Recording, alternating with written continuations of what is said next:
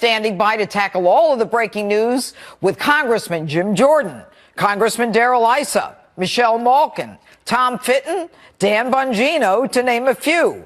Plus, my opening statement straight ahead. But first, let's start with Fox News senior producer for Capitol Hill, Chad Pergram, on all the latest and the newest details of the Comey transcript. Good evening, Chad. Good evening. On 245 occasions, former FBI Director James Comey told House investigators either he didn't know, didn't recall, or couldn't remember things when asked. At the end of the session yesterday, Comey said they rehashed Hillary Clinton's emails, but frankly, there was not a lot of that in the transcript. The key number to recall tonight may not be 245. 4, that's the number.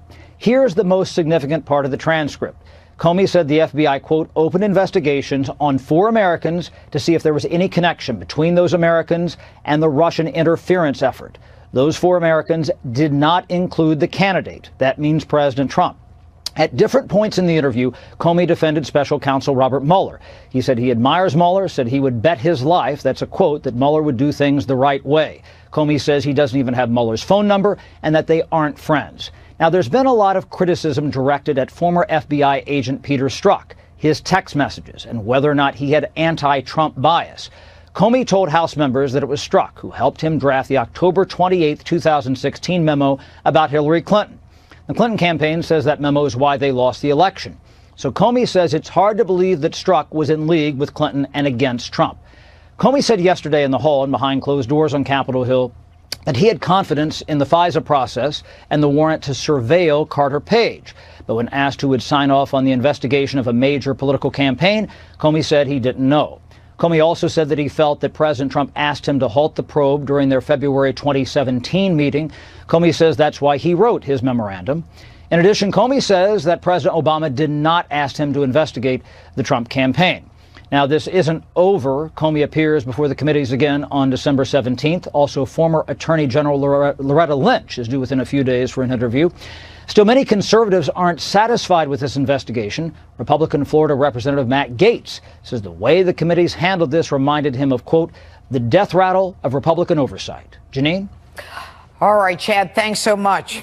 My next guest serves on both the House Judiciary and Oversight Committees, and he had a front row seat for Jim Comey's closed-door testimony. Congressman Jim Jordan joins me now. Congressman, thanks so much for being with us. You bet.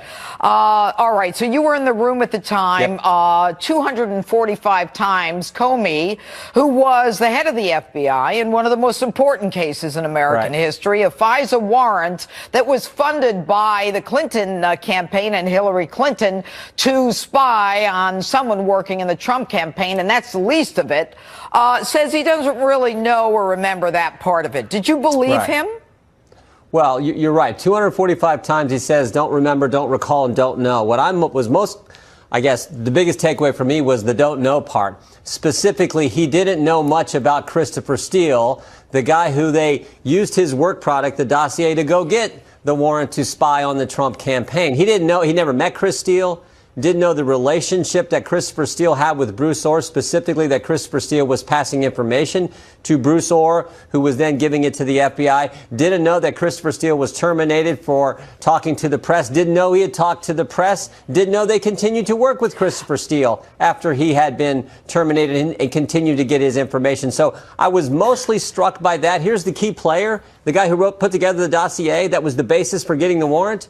And you didn't know anything about him? I find that hard to believe, but those were his answers yesterday. Well, you know, clearly he and his lawyer went over all of the areas where he could possibly contradict himself from other hearings, other sworn testimony, from his book, and a number of interviews. But for a case of this significance, when he actually went to the President of the United States to talk about an unverified dossier, so from the time that he heard about it, the time that he approved the warrant in the FBI, and he had to do it, you and I both know it, at least 2, if not 3 or 4 times. Right. He goes to the president, talks about it, and never says to his staff, gee, where do we get this from? Who's this guy, Christopher Steele? You and I both know from the public information that Christopher Steele was paid by the FBI for other information. He was a confidential informant. Right. I mean, is there any way to get this guy in any kind of jeopardy for perjury and lying? Well, no, I think you make a good point, because remember, on January 6th of 2017, he goes to New York and briefs President-elect Trump about the salacious and unverified dossier. So he thinks it's important enough to brief the president-elect, but yet he doesn't know anything about the guy who wrote it. Doesn't know that, for example, Christopher Steele told Bruce Orr, who then told the FBI that Christopher Steele had said he was desperate to stop Trump from being president. That was what Bruce Orr conveyed to the FBI. He doesn't know any of that information, but yet he's going to brief the president-elect about this. And as we know, what happened after that meeting on January 6th in New York, it was quickly leaked. CNN and BuzzFeed all then printed the entire dossier for the public to see. So that to me was hard to figure out. Like, how did you not know anything about the guy who was your main source for this whole thing? It's not only that, Jim. Listen, anybody who has been a prosecutor, who's the head of the FBI, he is a political operative, and I'm going to talk about this in my open in a few minutes.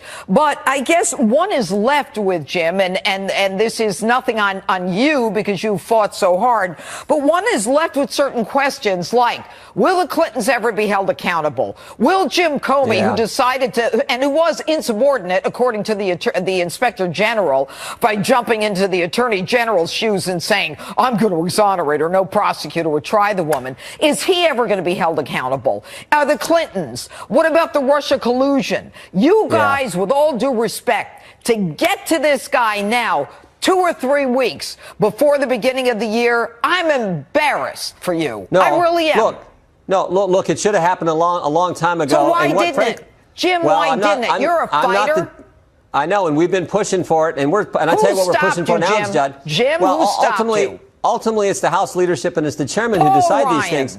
But remember, Judge, what we have to do in the next few weeks is we have to get Rod Rosenstein in front of us. Because remember, it's now been almost 12 weeks since the New York Times reported that Rod Rosenstein said to subordinates in the Justice Department that he was thinking about wearing a wire to record the president and thinking about invoking the 25th Amendment. And we've yet to ask him question 1. So that's the most important thing, in my judgment, over the next 3 weeks before this Congress ends, is to get Rod Rosenstein in, just like James Comey was yesterday, and ask him those questions. Do it. You guys come on and you talk about it all the time. And Jim, I love you, but enough of this nonsense. The American public has had it with you guys. Trust me, Mark Meadows, Matt Gaetz, and I are pushing to get that done. We are pushing every single day to get that done. But we can't issue the subpoena. Okay, I said right with Obamacare, Ryan should have been gone, and I took a lot of heat for it, and that was a year and a half ago or whatever it was. All right, this guy doesn't have the president or American people's interest at heart. Let me ask you one more question. Sure. So, Jim Comey decides that he's going to come out of the meeting with the president, take all these notes, leak them to his friend at Columbia Law School who's a non-government employee. I mean, this sanctimonious, holier-than-thou egomaniac who has to be at the center of everything. He's used to keeping this stuff close to the vest because he's part of and in charge of the deep state, and he's going to get away with it, isn't he? Well, we'll see. One of the things that did happen yesterday, too, is I asked him that meeting when he had with the president in February, where the president says, could you see your way clear to make sure Mike Flynn is okay? And Comey goes back and he memorializes that, becomes part of the Comey memos. He then has a meeting with his top people, McCabe, Baker, his top people. And I asked him yesterday, I said, why didn't you, if you're so concerned about this, you have to memorialize it. And as you say, Judge, he later leaks it to Daniel Richman in the New York Times. If you're so concerned about what the president said, why didn't you share it with the attorney general? Why didn't you share it with the top law enforcement individual in our government?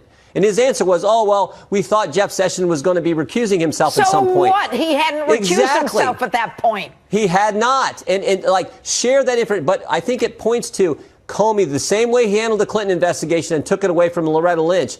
He and his cabal at the FBI, they were the ones in control. They wanted to keep this information tight. He wanted to create a record to promote this idea that there may have been some obstruction. I don't think there was, but I think he was trying to generate and create this and didn't share it with anyone at the Justice Department, the top people in our and law enforcement in our government. Some sanctimonious, arrogant, condescending individual, and I know him. Not you. Congressman Jim Jordan, thanks so much for being with us tonight. You bet, Judge. Thank you. All right. Dan Bongino, Michelle Malkin still on deck tonight. So's my opening statement, and I'm teed off. But next, another man who was in the room as James Comey was grilled yesterday, Congressman Darrell Issa, is next. And he's leaving Washington at the end of the month, so he can't hold anything back. What's his take on this testimony? Find out next. including the release of transcripts of James Comey's meeting with lawmakers yesterday and new information from Robert Mueller regarding Michael Cohen and President Trump. Congressman Darrell Issa is up in a moment, but first, better late than never, my open. It's time for the left to fold up their fantasy tents. If they hate Donald Trump so much, maybe they should focus on winning the 2020 presidential election instead of this Russia collusion delusion nonsense that's been wasting our time, our money, and dividing our nation for the past 2 years.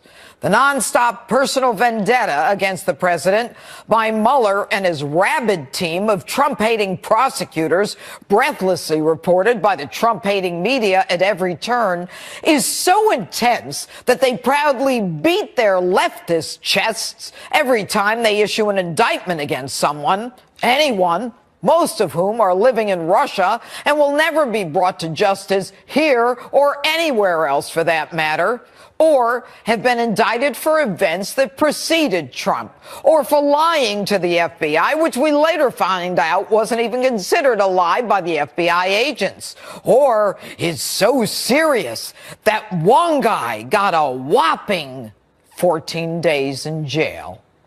Bottom line, none of the indictments the special counsel has brought has tied the president to Russia. But you wouldn't know it from these guys. A lot of paper here tonight, but the one thing that jumped out at me is the President of the United States, individual one, directed a crime. So right now we have a sitting President of the United States who committed 2 felonies while running for president. And so if history means anything in the Trump era, if precedent means anything in the Trump era, Donald Trump must be impeached because of the crimes prosecutors say he committed in the Michael Cohen case. Robert Mueller is essentially then saying, here, Congress, here's an impeachable offense, you decide. I think what this totality of today's filings show that the House is going to have little choice the way this is going other than to start impeachment proceedings. So did the president direct a felony? If Michael Cohen, who is probably one of the most flawed prosecution witnesses I've ever seen, and that's saying something, is relied upon to prove beyond a reasonable doubt that Donald Trump circumvented campaign finance laws, they might just as well be whistling Dixie up the Mississippi. Permit me. Number one, if the president directed any payment, why? What was his state of mind? What was he thinking? What wasn't he thinking? Do you really think Michael Cohen knows? Maybe he didn't want his wife to find out. Maybe he didn't want his family to find out. Maybe he was trying to prevent any tarnish on his brand. Or maybe to simply get the woman off his back. It wouldn't be the first time a high-profile person paid to get rid of a nuisance lawsuit. Now, there is a presumption of innocence in every criminal case and every criminal investigation, and never a presumption against that without evidence that acts are done for purely criminal reasons. And don't forget, it was citizen Donald Trump's money that was used and not campaign money for whatever might have occurred before he was president, unlike another president impeached for acts that occurred with a young intern in the Oval Office while he was president. And so far, 30 million taxpayer dollars for this nonsense. It's nonsense, especially because Barack Obama was in a position to actually do something about so-called Russian interference, but did nothing except to tell Putin to knock it off. And even that I don't believe. And as for the testimony of holier-than-thou Cardinal James Comey, the grandstanding political operative who believes the rules don't apply to him and who fought so hard to testify in an open setting, I'm left with only one thought. Jim, why the hell did you want your testimony before House and Judiciary and Oversight Committees to be in public? Jim, you readily admitted almost 250 times that you didn't recall or didn't remember. Honestly, It would have been and is less embarrassing for you to do it behind closed doors.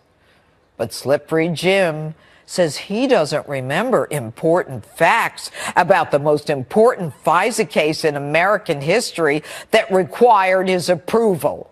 He states it doesn't matter where the fake dossier came from. Yet he still has total confidence in the FISA process that he corrupted. Now, I don't have to go over this again. Comey's been found by the Inspector General to have mishandled the Clinton email investigation, to have lied before Congress, not about exonerating Hillary before the investigation was done, and to be an admitted leaker of sensitive information that he wanted to get to the New York Times through his friend.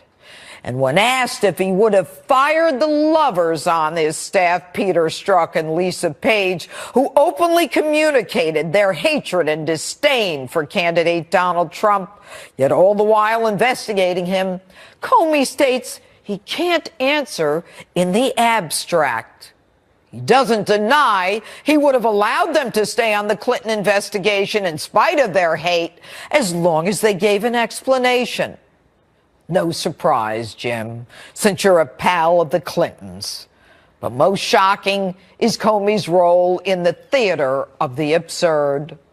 A fake dossier paid for by a woman who's his friend running for president. And he's best friends with the special counsel in charge of the case. And he doesn't remember key details like the party who funded it, in the most blatant display of public corruption and personal political cover in American history. Shame on you, Jim. And that's my open. Tell me what you think on my Facebook and Twitter, #Judge Jeanine. Congressman Darrell Issa, who serves on both the House Judiciary and Oversight Committees, was there for Comey's testimony yesterday and joins me now. Congressman, what struck you in that room yesterday with Comey pontificating to you guys? Well, I guess unless he's got early onset of Alzheimer's, there's no way you can write two things. Either he wasn't doing his job and he just didn't pay any attention, or he just perjured himself about all the things he didn't know or didn't remember. And by the way, saying you don't remember when you do, or saying you didn't know when you do, is in fact perjury. And that's what I think is really in the long run going to be recognized about him, is that he did a lie of amnesia rather than in fact simply not telling us the truth. But you know, Congressman, as you leave Congress, you know, this is the last few weeks that you've got. I don't know if you heard me with Congressman Jim Jordan, but I have to tell you, I am embarrassed. I am furious. I am frustrated. The American people have had it. You guys were in power, and it's not on you, because I've seen you in oversight and government reform. I've seen you go after people. What can the American people expect going forward? Will the Clintons ever pay for what they did, which was the real Russia collusion? Will we ever find out who did the unmasking of people like Michael Flynn? Will anyone like Samantha Power and the rest of them be held accountable? What do we have to look forward to? Well, if people will recognize that some people in Congress did their job and they were thwarted often by the leadership that wanted to maintain their majority, that majority being gone now, then they won't do it again. They'll realize that standing on principle and doing the right thing may or may not cost you the majority, but playing this sort of prevent defense, to use a football term, will inevitably lead to your losing the majority without getting the job done. Jim Jordan, Mark Meadows, and others have been fighters for the last 2 years, but they've fought with some hands tied behind their back. Okay, so let's talk about Paul Ryan. I mean, how did it advantage Paul Ryan to not allow you guys to bring contempt charges, to do this earlier? I mean, was he working against the president? No, he wasn't working against the president. But again, you know, he announced that he was leaving about a year ago. So he's been a lame duck for quite a while.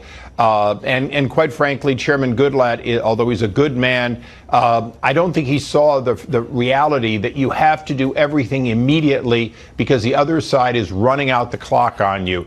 When he finally started going after Comey managed to delay this for weeks and weeks. And this is the frustration, is you have to start quickly because the FBI, Department of Justice, institutionally knows how to slow you down. Well, you know, I got to go back to, I mean, I don't care if Paul Ryan's a lame duck, and I don't care if Goodlatte's a nice guy. Joe Blow watching this show tonight knows that you guys got to get in there and fight. You had the power, and you didn't benefit us by it. It was a game where we kept getting punched in the gut by people who were laughing at us, saying one thing and saying it didn't mean what they were saying, like Peter Strzok. Jim Comey getting out there and saying, oh, no, you know, we have to reopen this investigation, which was nonsense. The Feds in the Southern District forced him to do it, and the NYPD on the Clinton email. There's so much I could go through, so much my viewers know. But I'll tell you, Judge, I'm going to, because you said I have nothing to lose, I can say what I believe. Let me tell you something that you do need to make sure your viewers understand. Jim Jordan, Mark Meadows, and a team of people who made sure that these hearings, Trey Gowdy, made sure that there were hearings 4 years ago, 3 years ago, 2 years ago, and last year, in fact, are the reason that Hillary Clinton isn't president and Donald Trump is. If Hillary Clinton had gotten away with it in front of the voters, the fact is she'd be president today. So I want to commend the people I served with who fought against leadership that always wanted to say don't make waves, fought against and made sure the American people, when they went to the polls and voted for and elected Donald Trump, understood they had a choice of a man who was going to do what he said or a woman who lied about everything she ever did.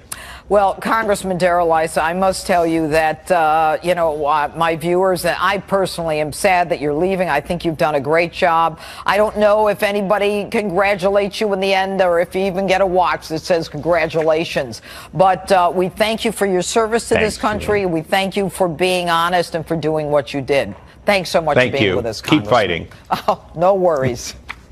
All right, Tom Fitton from Judicial Watch still ahead, and next, my political panel tackles all of today's developing news. A new foil for Dan Bongino tonight. Ari Aramesh joins Dan in a moment for a spirited debate on Jim Comey, Robert Mueller, President Trump, and more. Next. From America's news headquarters, I'm Robert Gray. White House Chief of Staff John Kelly will be leaving his post by the end of the year. Kelly's departure had been rumored for months. A White House official says a top prospect to replace the retired Marine Corps general is Nick Ayers, Vice President Pence's chief of staff. President Trump telling reporters as he was leaving the White House for the Army-Navy game that Kelly is, quote, NRA TV host and author of Spygate, the attempted sabotage of Donald J. Trump, Dan Bongino, joins me, along with Democrat strategist Ari Aramesh. Okay, welcome, Ari. All right, guys, the White House today, after the Mueller filings, says that there was nothing of value in the new Mueller filings, while Trump tweets they totally clear him. All right, Ari, hit it. What planet, Mr. President, are you living on? Your campaign chair, deputy campaign chair, national security advisor, your personal fixer and lawyer for 12 years are either going to jail, pleading guilty, or they're in hot waters up to here. Mr. President, you got a lot of turbulence ahead. Buckle up and sit in your seat. Stop tweeting, please. You're giving us ammunition. These are predicates. This is evidence. Stop tweeting. I don't even know where to start. I got to deal with this all the time. They always tell you all this stuff, but notice what they leave out. There is still to this day zero evidence of collusion. So let me get this straight.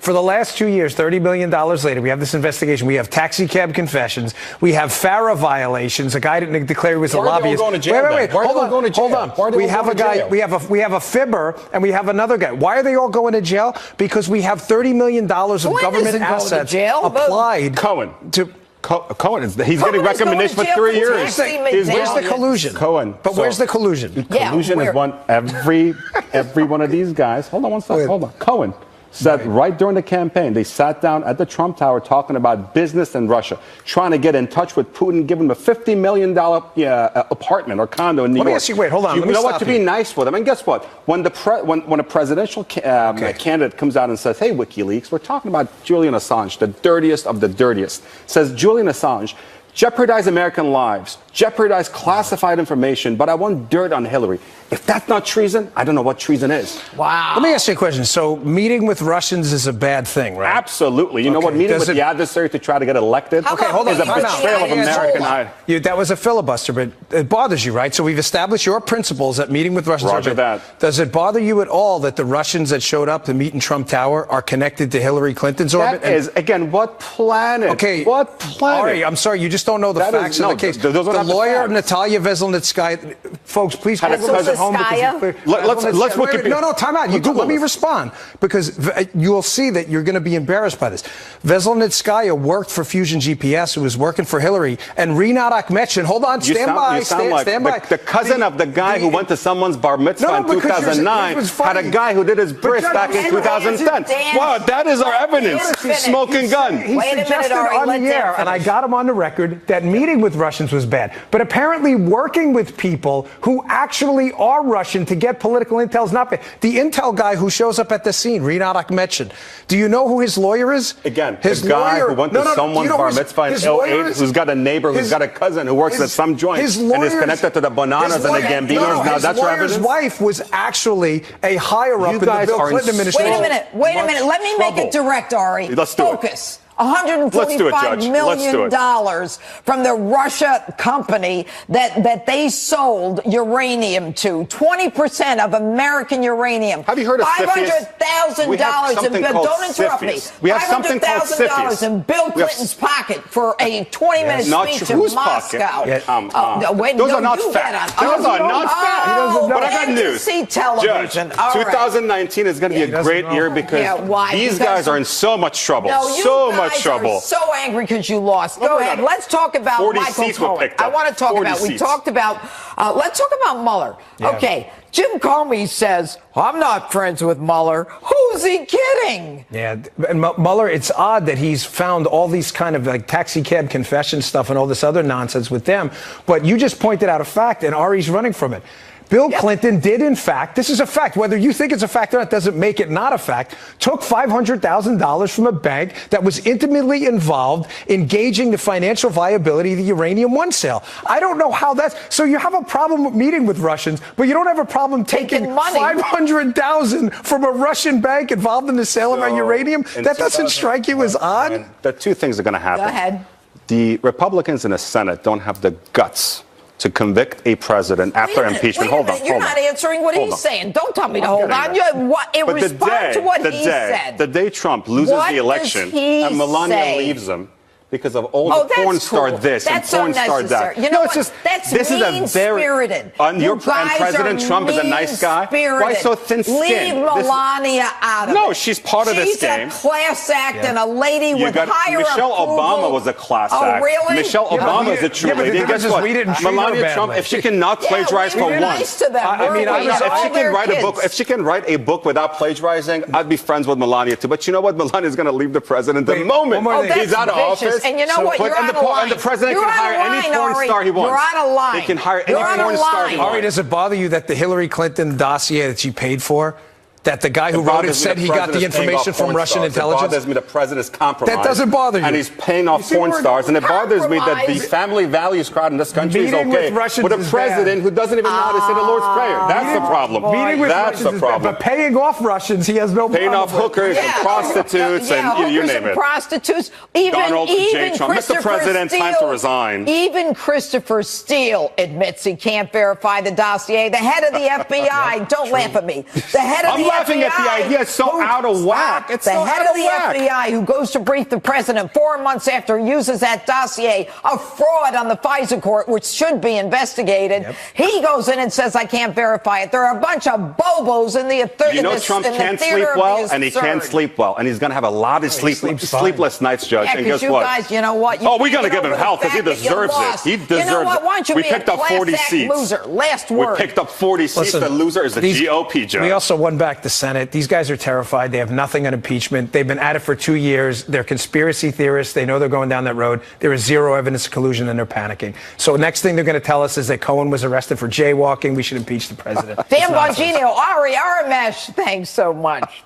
And Michelle Malkin still ahead to weigh in on all of this. But first, I'll talk live with Judicial Watch President Tom Fitton, who's got a lot of answers in a moment. Honestly insinuating Russian misconduct to smear President Trump. Judicial Watch President Tom Fitton joins me now with more on that and his reaction to the Comey testimony transcript. All right, good evening, Tom. Thanks for being with us tonight. You know, before I get into Comey and Mueller, I want to talk to you about a decision that didn't make a lot of news, but to me is extremely significant. A federal judge apparently gave Judicial Watch, you as the president of Judicial Watch, the ability to do additional fact-finding into whether Hillary Clinton's use of a private email server was deliberate and an effort to thwart freedom of information. Why now? What does it mean? Well, the judge has been waiting for other court cases to come to a conclusion to see what else was out there to be found. He's upset about what the Justice Department and the State Department did in terms of keeping away from the court and Judicial Watch information about this email scheme. Remember, it was Judicial Watch's litigation that uncovered the Clinton email server and all those emails. They were forced to admit to the court they had this material, and the judge is furious that they didn't admit it earlier, and he's angry at this Justice Department judge for coming in and trying to defend the indefensible by trying to explain away what went on. So he authorized Judicial Watch to take discovery into what Mrs. Clinton was doing, how the State Department and the Justice Department were handling the email system and the results of our requests. And so it's a big deal. We have 10 days only to come up with the discovery plan. Okay, but the discovery plan, does that mean you could put people under oath?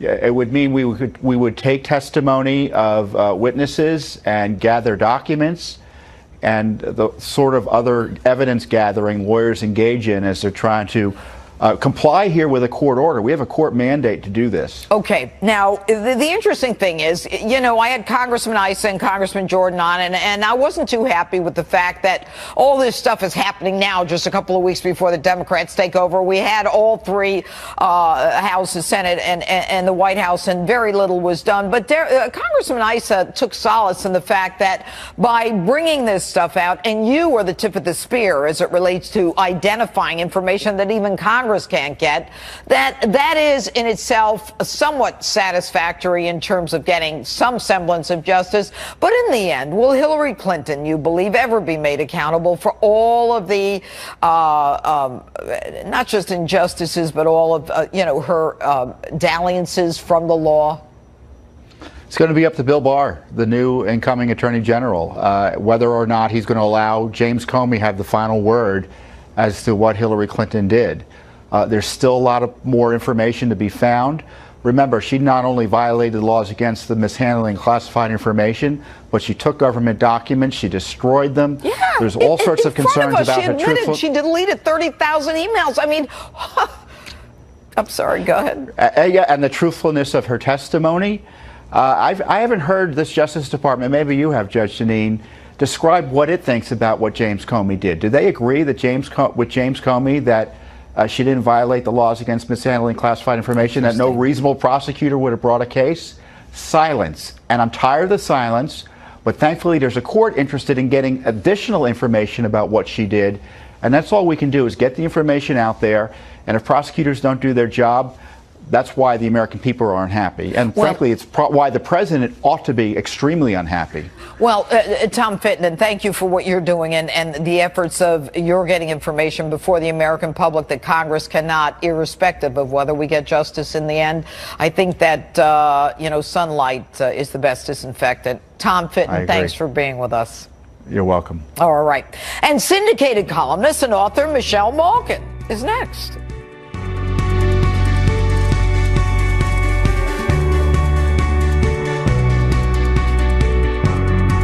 Michelle.